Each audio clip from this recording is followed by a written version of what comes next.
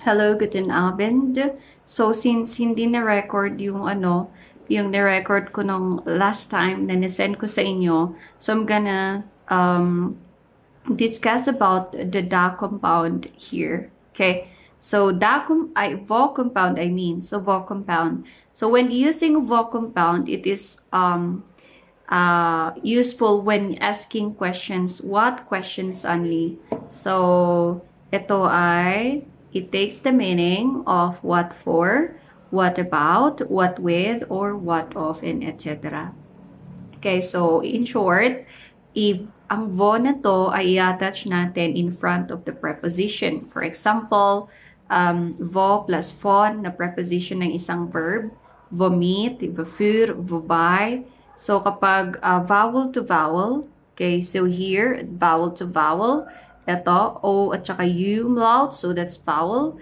Kaya, gagawin natin ay, okay, mag-add tayo ng R. Okay, you add R. So, voruber, ganyan. Vorauf, yan, vorin. Yan. So, for example, what are you waiting for? So, ang verb dito is warten auf. Di ba? Warten auf. Okay. Warten auf. So, warten auf, ang preposition ng warten na to, it's auf. So, kunin mo yung auf, i-add mo sa vo, vorauf. Okay? So, nag-add tayo ng R ulit kasi vowel to vowel siya. So, vorauf, vartes du. Ganyan. So, kapag answeran mo yan, ich warte auf mein Gehalt. So, yan, paano gamitin, di ba? So, naaral na natin yun sa verb with fixed preposition. So, ich warte auf mein Gehalt. So, kapag i-da-compound mo to, since in-animate naman yung Gehalt, so, da yan, palitan mo ng da, i-add mo sa auf, so magiging darauf. Ich warte darauf. Kapag da-compound da, pero yun nga, ang vo compound ay ginagamit only siya sa what question only. Okay? So, what question only? Vorauf, yung ganun. So, vo plus and then i-attach mo yung preposition ng isang verb. Okay, next. What are you thinking about? So, to think about is denken an. Okay, denken an. So, since what, yan, voran, thanks to. So, depende kung sino yung kausap mo, it's do or z. Yan, voran, thanks to, or voran, denken z when it comes to formal. Okay? So, start nga natin dito. Okay. What is she telling about? Okay, what is she telling about? So, to tell about is erzählen von. So, kunin mo yung von na to kasi what, di ba? So, vo yan. I-attach mo yung von, wovon. Tapos, erzählen, i-conjugate mo kay she. So, erzählst sie. Wovon, erzählst sie. Okay? Pangalawa. What do you dream about? So, träumen von, to dream about. Okay. So, what yan? Okay, what is vo? So, ano mo dito, i-add mo dito sa von. Vovon, tapos träumen, i-conjugate mo dito sa you.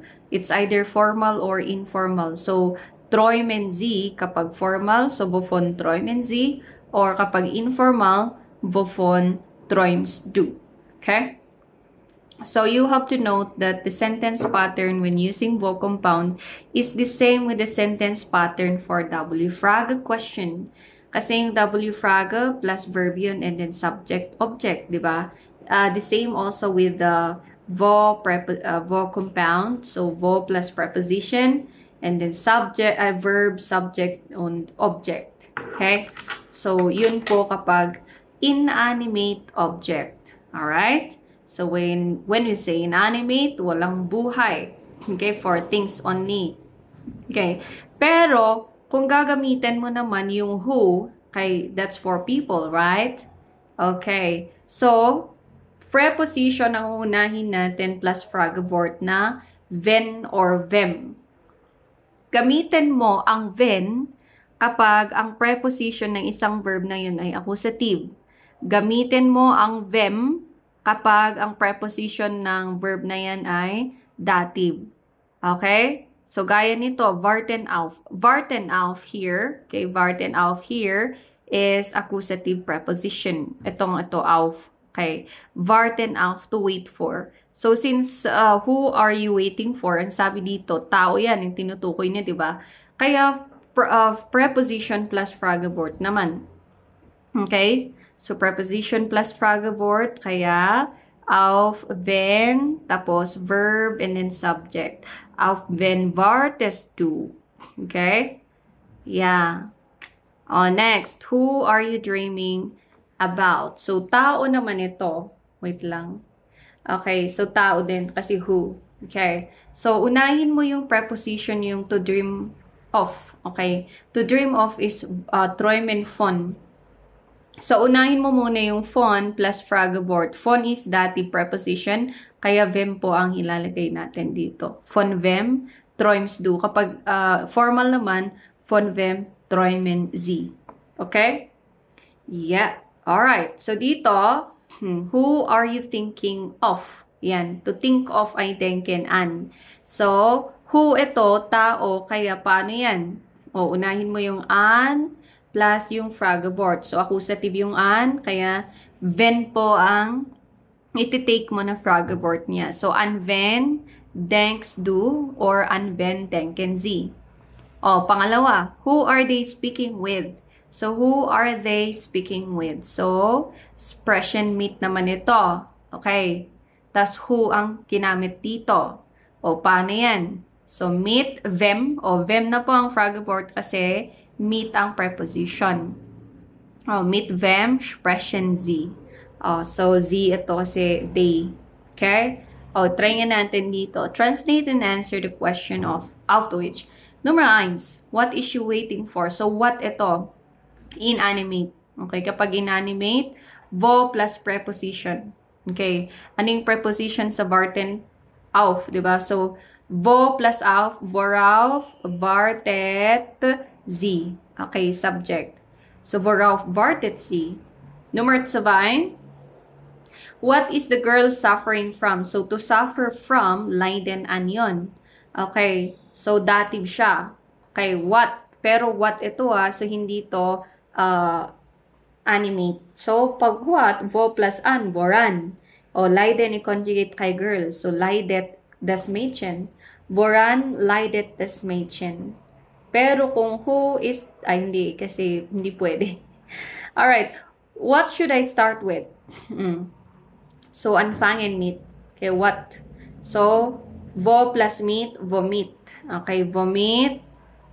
Separable ito, i-conjugate mo kay I. Fangen, i-conjugate kay I. Vomit, fange is an. Diba? Vomit, fange is an. Pero kung who should I start with? Sino ang i-start ko? Yung ganon. So, tao na yan, diba? O, kunin mo yung preposition muna. O, meet, tapos Fragwort. O, when kapag accusative, them kapag dative. So, dative yung meet. So, meet them. Fange is, wait lang, may should pala. Okay, what should I start with? So, ibig sabihin, infinitive na po ito, yung should ang ko-conjugate kay I.